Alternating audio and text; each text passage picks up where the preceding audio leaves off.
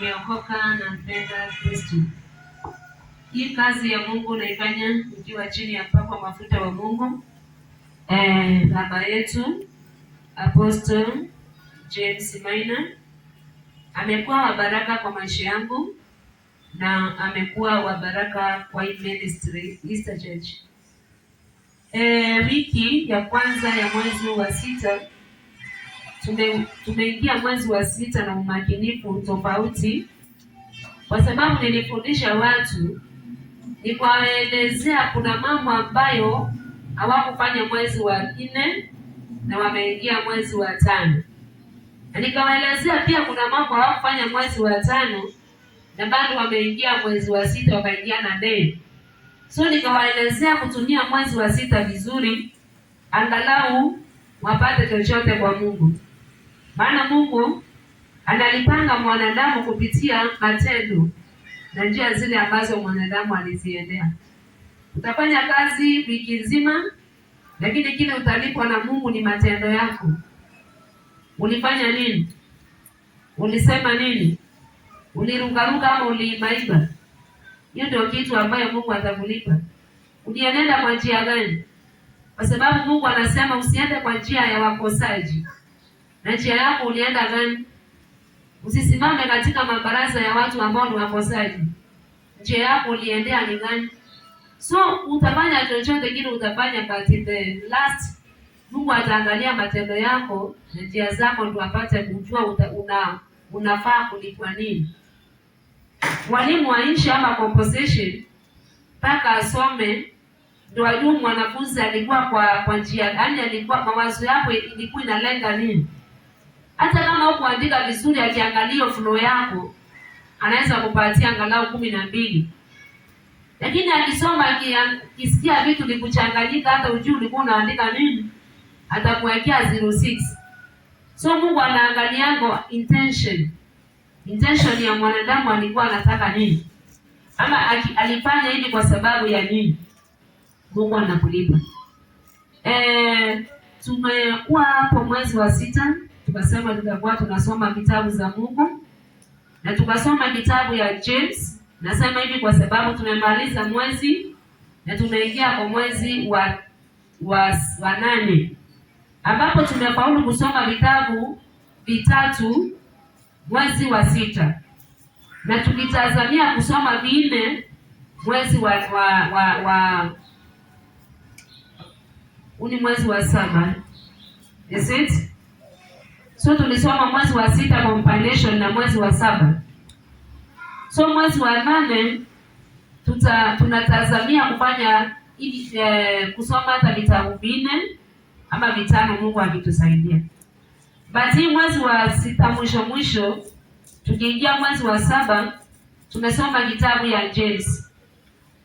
Na huyo James akatufundisha, akatuambia tukue na utaratibu ama tukue na kuvumilia tunapomngojea Mungu wetu. Kama vile mtu anakuanga na mbegu ya mahindi, kambegu kamoja hivi, anaenda analima shamba yake. Anapolima shamba yake, analima shamba, anakata mitaro kwa ajili ya kale kambegu ameficha ndani. Anakuja anakapanda, anaangalia mvua iko karibu kunyesha, anakaweka kwa ardhi ambayo haina mvua.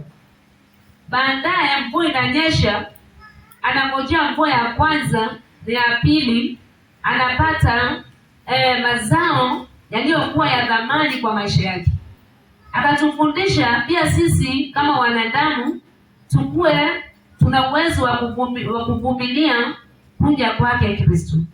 Maana wakati tusiodhania, basi huyu Yesu Kristo atakuja na atachukua wale ambao waliweza kuvumilia. Huyo James katika kitabu ya James 3:2-6, James anasema mtu ambaye akaangalia akaona kile kitu kinakosea watu kabisa, akaangalia akaona kile kitu kinakosesha mwanadamu ni mdomo. Na akasema mtu ambaye anaweza kuwa na uwezo wa kuzuilia mdomo wake kuongea, ila huyo mtu basi anaweza kucontrol mpaka roho yake. Huyo mtu anaweza control maneno kutoka kwa roho yake asitoke kwa mdomo mabaya, basi ako na uwezo wa kucontrol mpaka mwili wake mzima. Bwana Yesu apewe sifa. Tukaenda kwa kitabu ya Mhubiri. Kitabu ya Mhubiri, Mhubiri akatuambia kazi yote ambayo mwanadamu anaifanya katika dunia hii ni ubatili. Kazi yote ambayo mwanadamu anafanya katika dunia hii ni ubatili. Na tena akarudi akatuambia ni shida kubwa sana Mungu alipia mwanadamu kutaabika ndani yake. Mhubiri nzima imeongea hivyo. Bwana Yesu apewe sifa. So ni shida kubwa Mungu aliona, ni shida kubwa Mungu alipea mwanadamu ili mwanadamu ataabikane ndani yake. So mwanadamu akona uwezo wa kukupea kila kitu, lakini akaona nenda ukatafute. Mungu akona uwezo wa kukupea chochote kile unahitaji, lakini akasema tumia akili zako. So Mungu ni shida kubwa sana alipea mwanadamu kutaabika. Maana angesema nguo yako isichakae na ukaishi na hiyo nguo ulinunua bila kununua nyingine.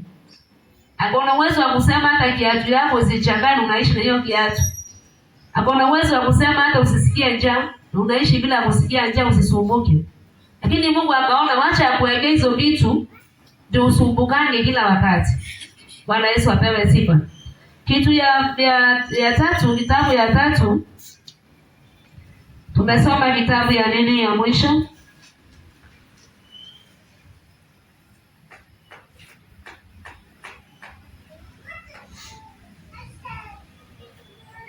Hakuna Mungu kama wewe, hakuna mahali popote, hakuna mwenye ishara kubwa kama wewe Mungu. Si kwa majeshi wala silaha, ni kwa Roho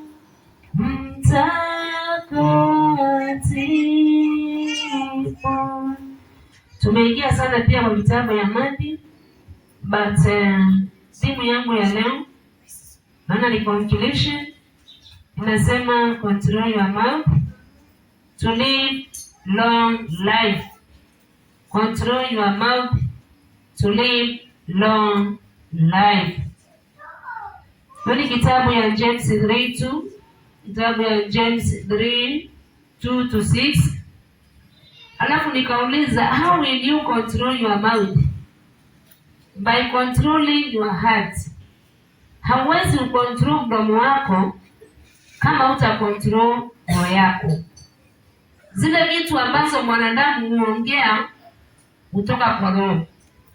Bwana Yesu apewe sifa. Vitu zote mwanadamu hutoa kwa mdomo zinatokanga kwa roho. Hivyo ndivyo maandiko inatuambia.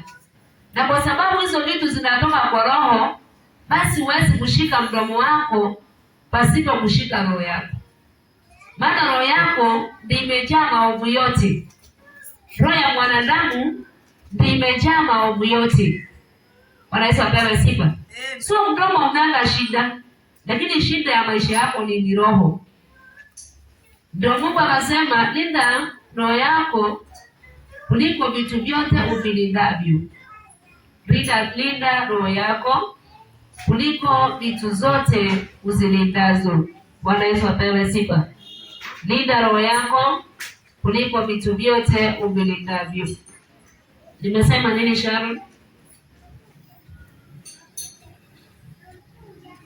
Nimesema nini? Njoo hapo tuambie kile nimesema.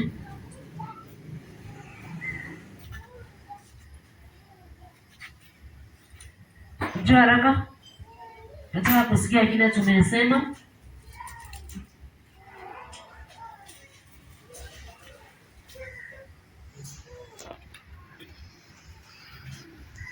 Linda moyo wako vile ulitavyo.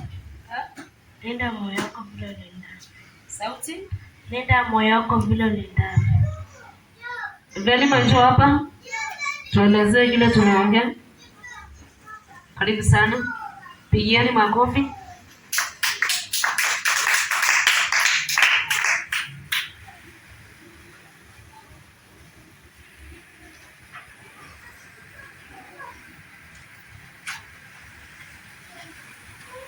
Ulinde moyo wako usiingie maovu.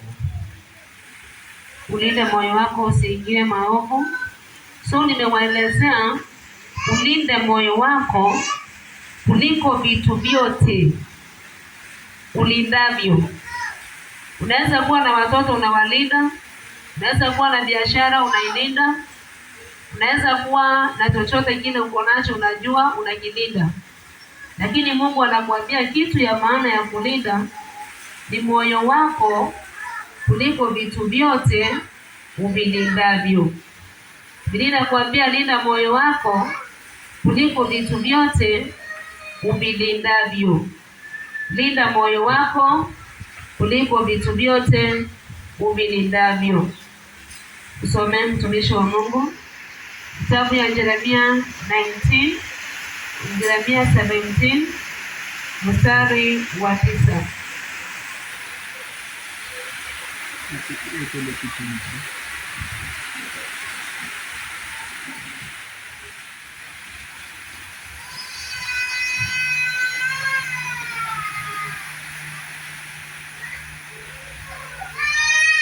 Kitabu ya Yeremia 17 mstari wa 9.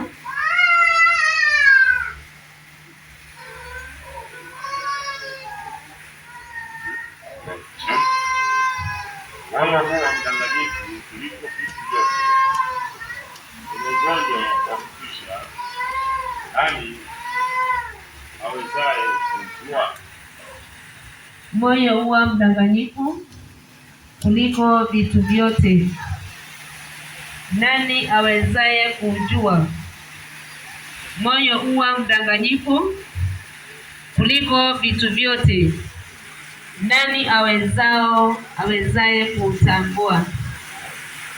Nani ana uwezo wa kutambua moyo? Bwana Yesu apewe sifa. So nimewaambia kila wakati yeye Mungu huangalia moyo.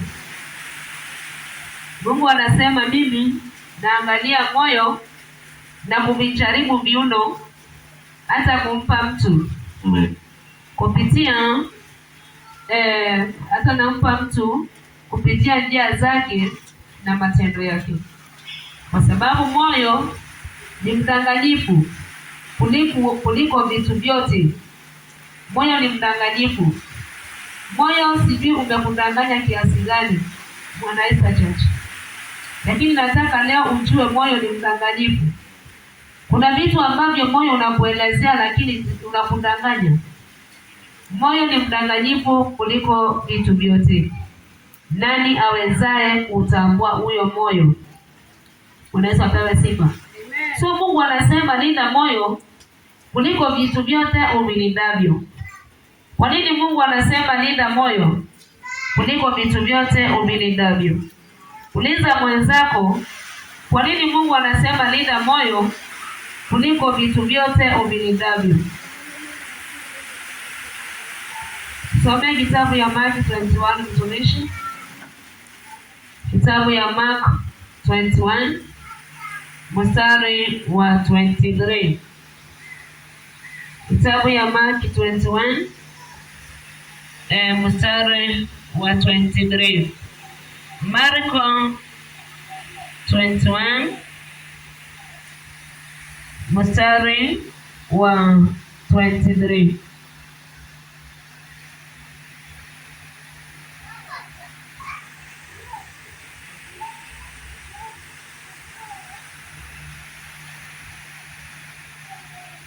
Kitabu ya Marko 21. Marko 21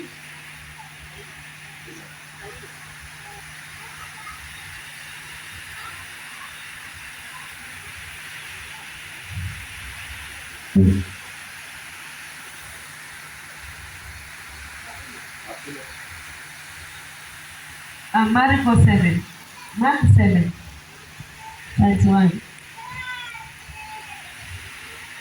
Maana ndani ya mioyo ya watu hutoka mawazo mabaya na usherati. Bwana Yesu apewe sifa. Kwa nini Mungu akasema linda moyo wako kutoka mawazo mabaya? So ndio Mungu akakuambia ulinde huo moyo usije ukatoa mawazo mabaya. Ulinde huo moyo usije ukakupatia ripoti mbaya. Bwana Yesu apewe sifa. Amen. Yeremia 17:9 imesema moyo ni mdanganyifu kuliko vitu vyote, nani awezaye kutambua huo moyo? Tukijia katika vitabu ya Mark 7:21 inasema kwa maana ndani ya mioyo ya watu hutoka mawazo mabaya. So Mungu amekwambia linda moyo kwa sababu moyo unatokanga vitu mbaya. Bwana Yesu apewe sifa. Amen. Hakuna vitu mbaya zinatokanga kwa mkono, na hakuna vitu mbaya zinatokanga kwa macho wala kwa mguu wala kwa masikio. Macho kazi yake ni kuona tu, lakini huwezi kutoa vitu vibaya. Na masikio kazi yake ni kusikiliza tu, lakini hakuna siku itatoa kitu vibaya. Na pua kazi yake ni kunusa, lakini hakuna siku itatoa mambo mabaya. Lakini Mungu anakuambia moyo ndio hutoa maovu yote. Moyo ni kama engine ya kutengeneza maovu yote kwa mwanadamu.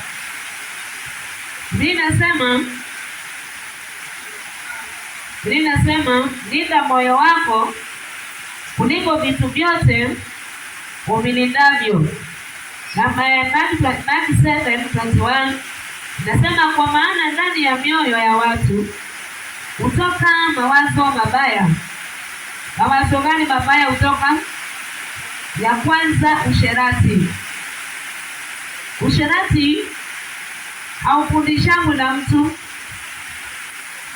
Ati useme umefundishwa na mtu kufanya usherati. Hata ukiona mtu anafanya mambo mabaya usifikirie ati amefundishwa na mwenzake. Ni moyo wake unatoka hiyo kitu mbaya. Mimi hata tukana na wewe miaka 20 huwezi nibadilisha. Maana moyo wangu hauwezi kupata kitu kibaya. Wanaweza pewa sifa. Na moyo wangu huwezi kuingiza kitu kibaya ndani yangu. Lakini wewe ukikaa na mtu miezi mitatu anaweza kubadilisha wewe. Kwa sababu moyo wako tayari umejaa hizo vitu vibaya. Na kwa sababu moyo wako umejaa vitu vibaya, ni kufundishwa tu utafundishwa kufanya. Lakini hizo vitu zilikuwa kwa moyo wako tayari. Wanaweza pewa sifa.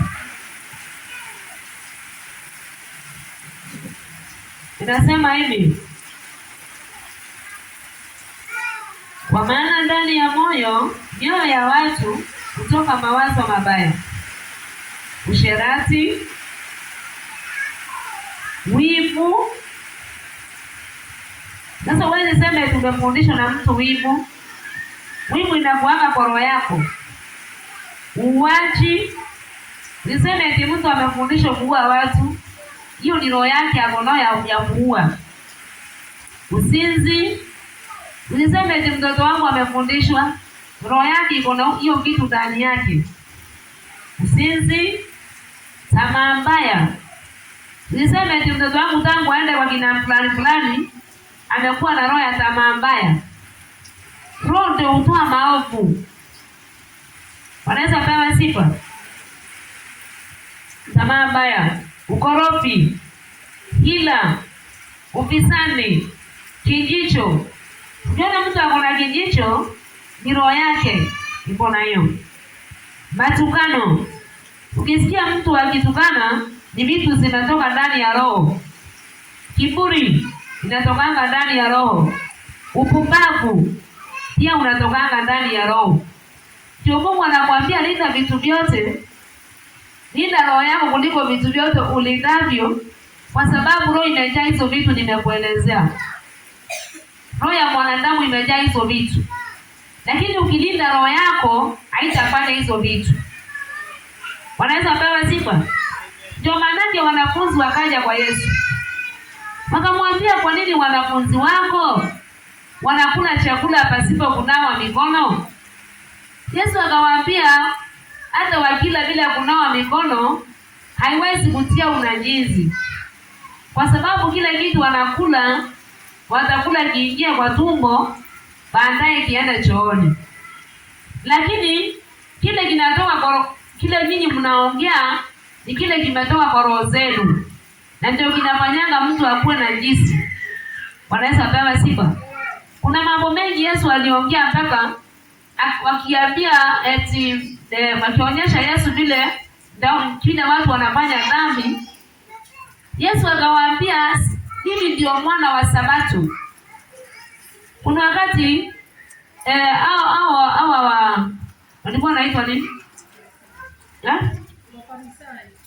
Kuna wakati Wafarisayo walikuwa wanataka kumshika Yesu. Sasa walikuwa wanamjaribu. Yesu akaenda akaponya kwa kanisa mama ambaye alikuwa na udhaifu wa kupinda mgongo miaka 18. Wakasema, mbona umeponya mama siku ya Sabato? Na kulingana amri ya Musa inasema fanya kazi siku 6, ya 7 usifanye kazi. Yesu akawaambia, nani akona punda yake ameingia kwa shimo, siku ya 7 akakosa kumtoa kwa shimo?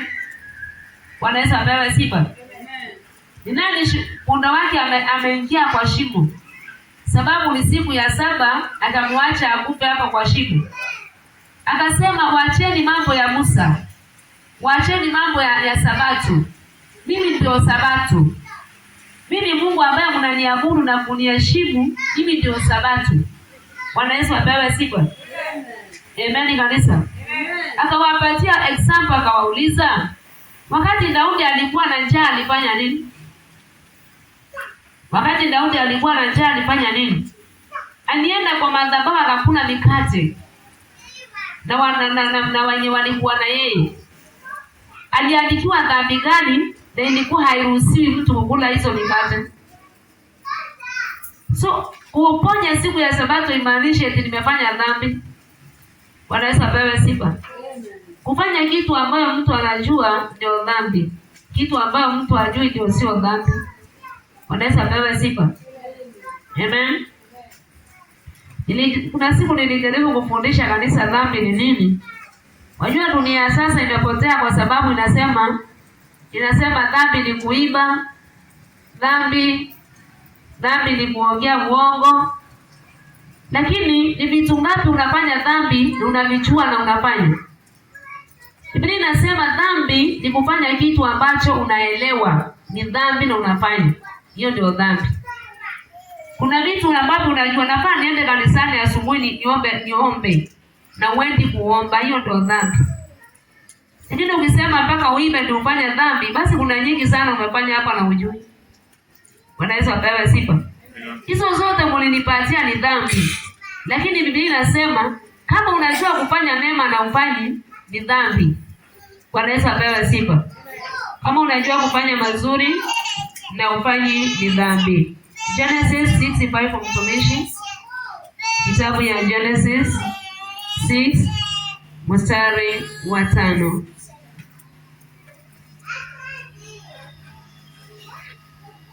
Kitabu ya Genesis 6. Bwana akaona ya kuwa maovu ya wanadamu ni makubwa duniani, na kwamba kila kusudi analowaza moyoni mwake ni mbaya tu siku zote.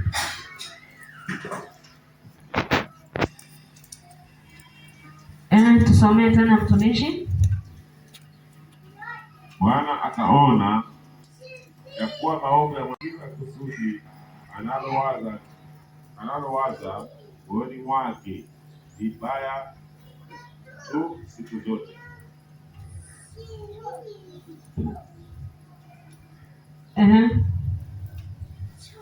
Bwana akaghairi kwa kuwa amemfanya mwanadamu duniani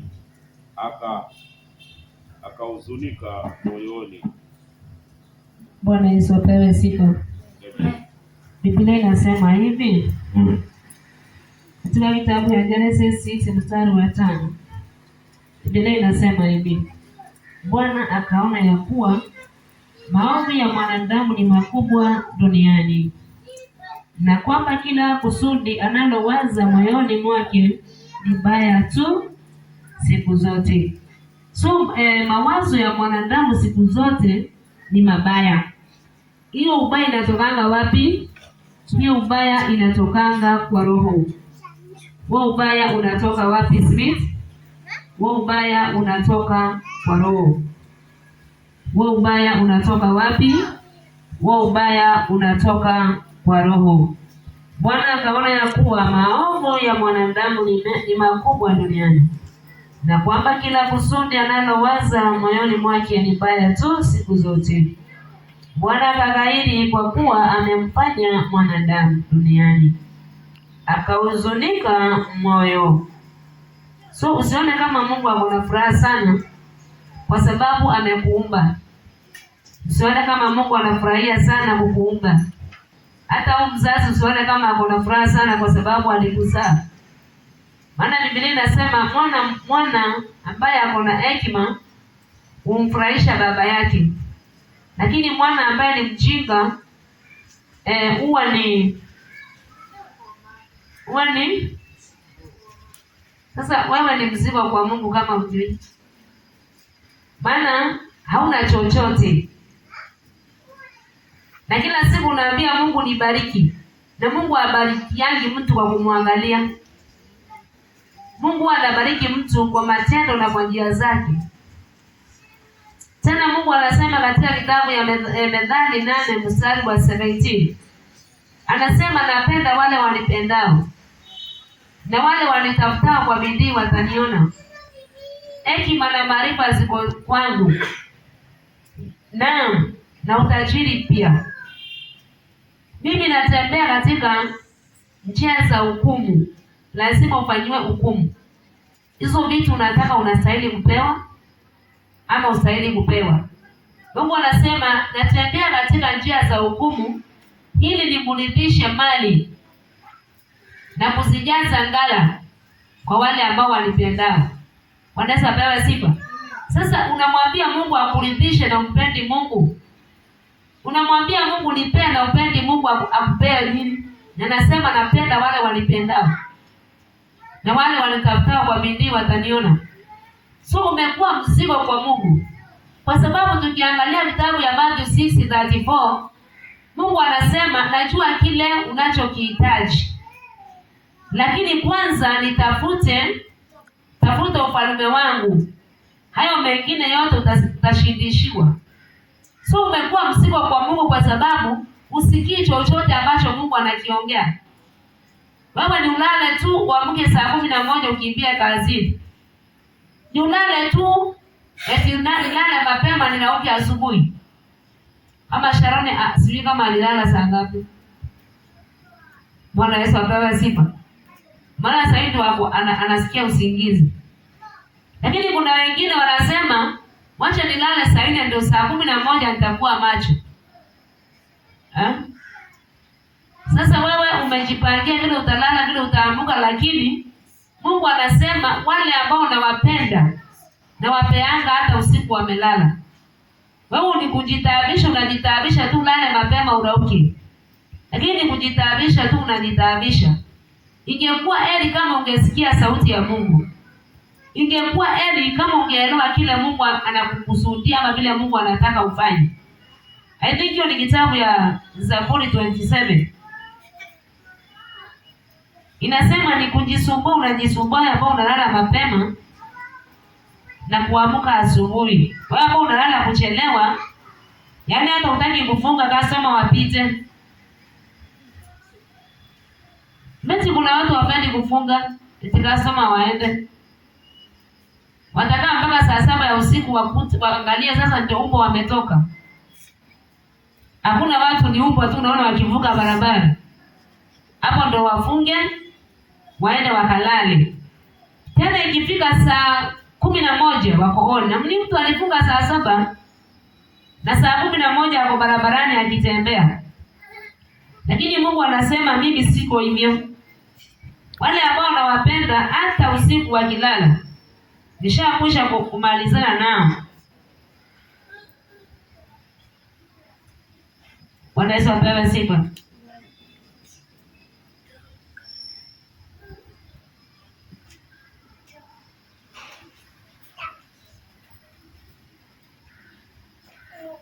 Hiyo kitabu ningependa sana kuijua. Nilisoma kwa Zaburi.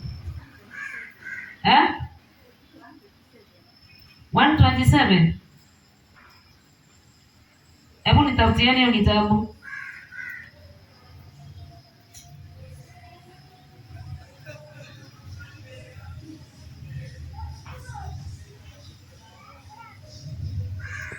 Maana Biblia inasema hata wale wanarauka ni kujitaabisha. Sasa wewe unaambiwa kila kitu na Mungu, lakini bado usikiangi. Uko na wazimu wa biashara. Na unajua kabisa nikifanya vile Mungu anataka ndio nitabarikiwa. Lakini uko na wazimu wa biashara tu, yani pretender. You are just a pretender. Unajua nikifanya hivi ndio nitabarikiwa na Mungu. Lakini unarauka tu, unajikosesha usingizi.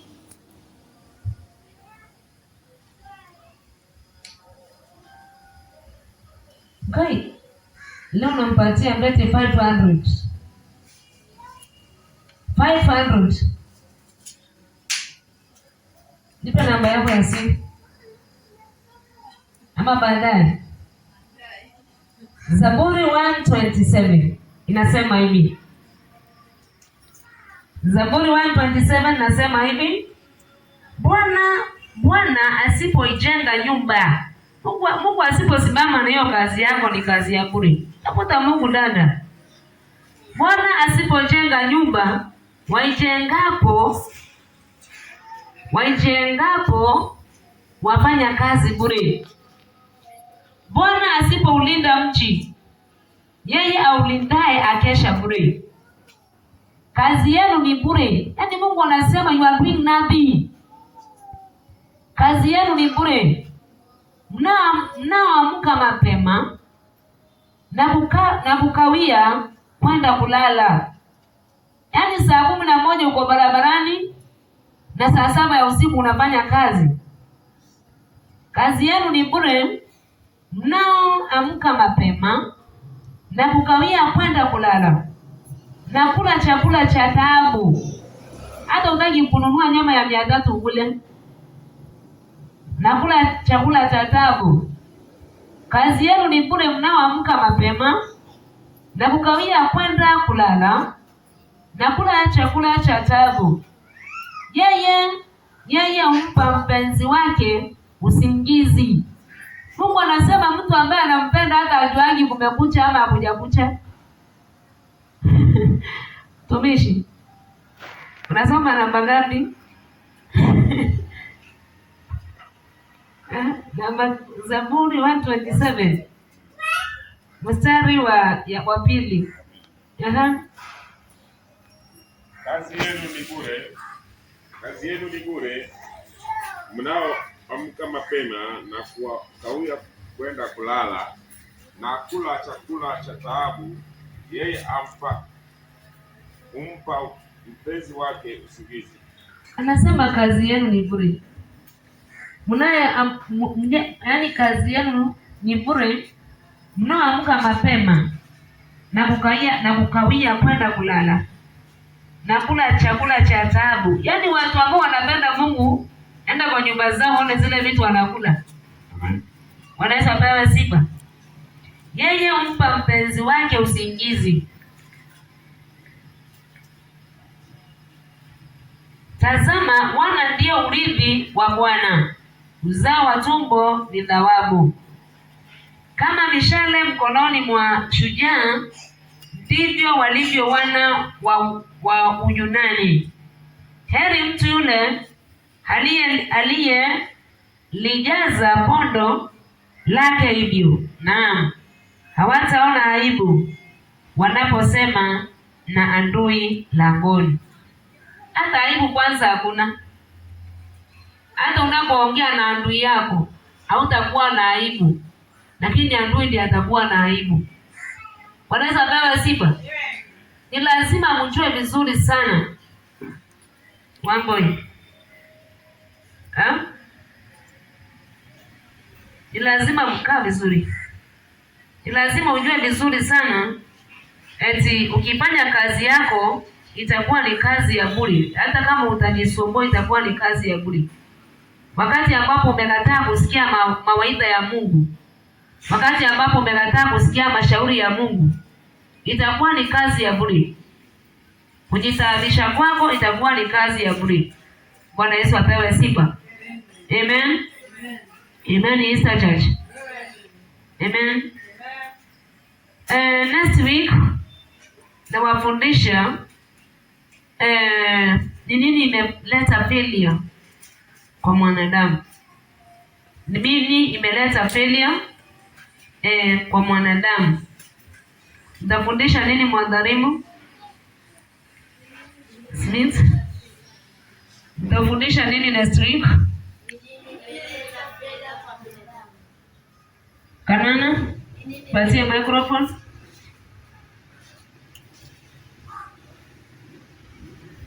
Nitafundisha nini? Mama ke Destiny. Ongea kwa sauti tusikie sauti yako. Ni nini? Patie microphone. Ni nini?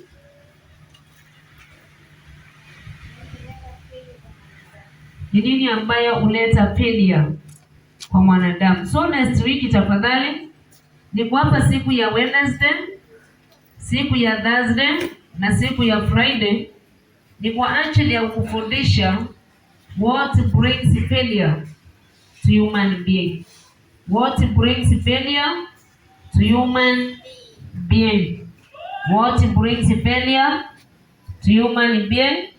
Kitu ya kwanza ambayo inaweza leta failure kwa mwanadamu ni kuguza tu na kuguza, kwa sababu unaweza kushika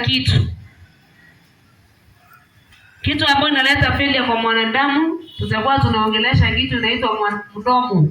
Hiyo ndio chanzo kubwa ya kuleta failure kwa maisha yako, mdomo. Maana tukiangalia kitabu ya Zaburi ambayo ni 1, Mungu anakuambia usikae na watu ambao wako na midomo. Usisimame barabarani za watu wabaya ndio upate mafanikio. So mdomo ni kitu ambayo, na tumeongea mdomo hata last week yote. So sitafundisha sana kuhusu mdomo, maana umesikia katika kitabu ya James 3:2-6 Biblia inasema mwenye ambaye hawezi kuzuilia mdomo wake, hata mwili wake mzima hawezi kuzuilia kufanya mabaya.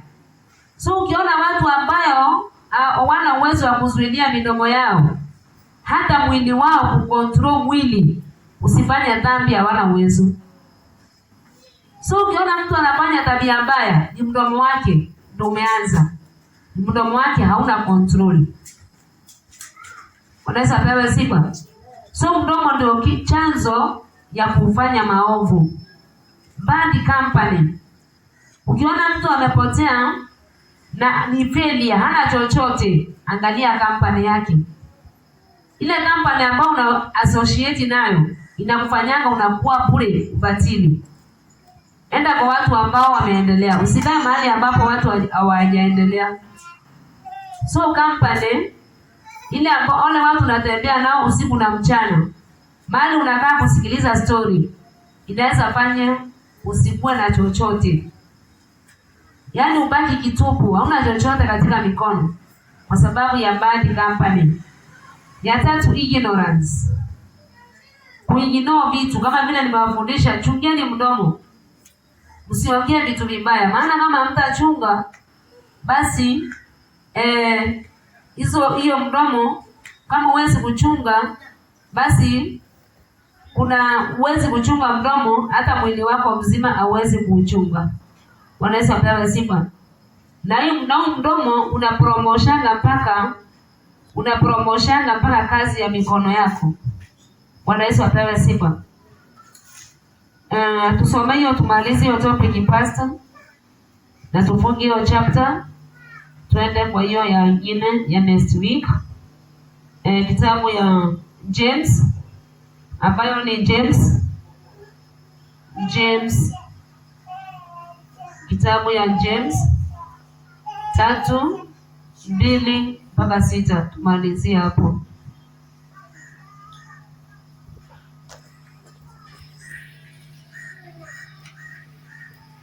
Tusome tu mtumishi.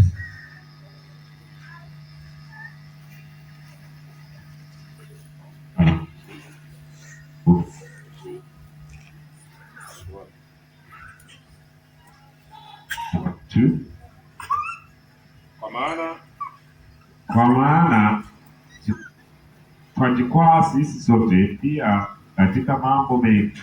Mtu asiyejikwaa katika kunena, huyo ni mtu mkamilifu, awezaye kuusia ulimi wake wote kama kwa lijamu. Angalia, twatia lijamu katika vinywa vya farasi ili watii, hivyo twageuza mwili wao wote.